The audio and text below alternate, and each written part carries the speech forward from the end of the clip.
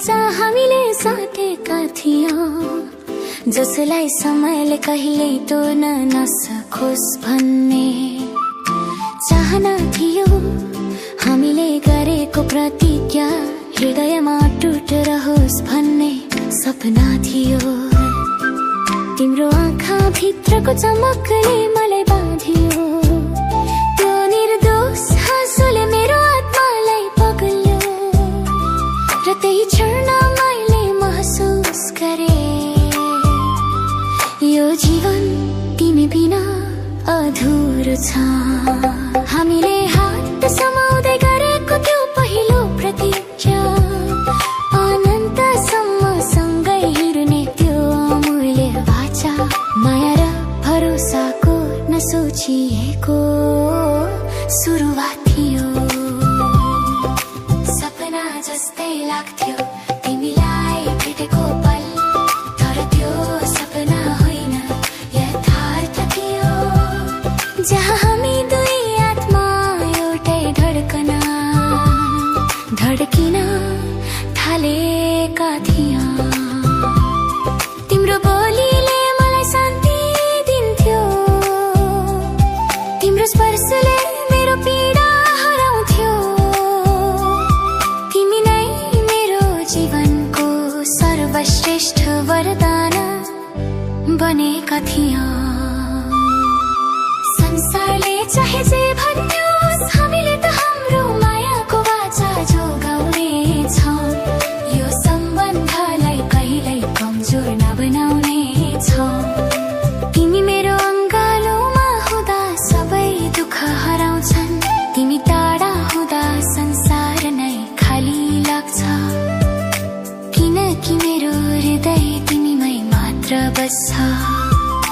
मायाको वाचा कुनै शब्द मात्र होइन, यो हाम्रो आत्माको सहमति हो, अनन्त प्रेमको मौन शपथ हो।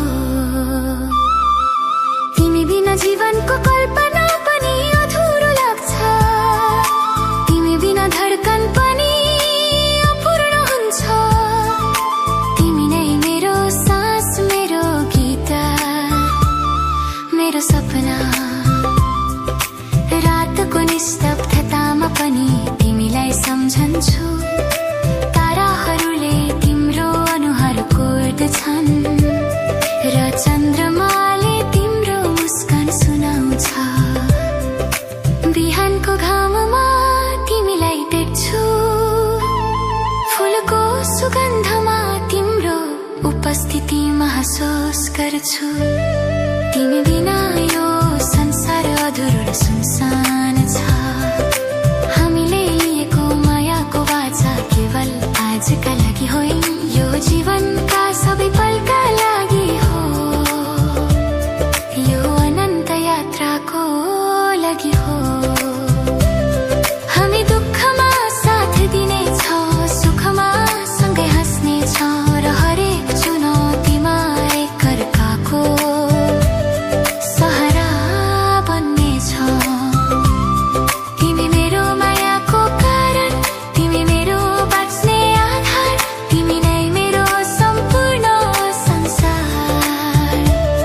हामीले लिएको वाचा कहिल्यै नटुटोस्, हामीले बाँडेको प्रेम कहिल्यै नअधुरो रहोस्, हामी सधैँ सँगै रहोस्। म तिमीलाई आफ्नो अन्तिम धड्कनसम्म माया गर्नेछु, म तिमीलाई आफ्नो अन्तिम श्वाससम्म सम्झनेछु। यो नै हो हाम्रो मायाको वाचा।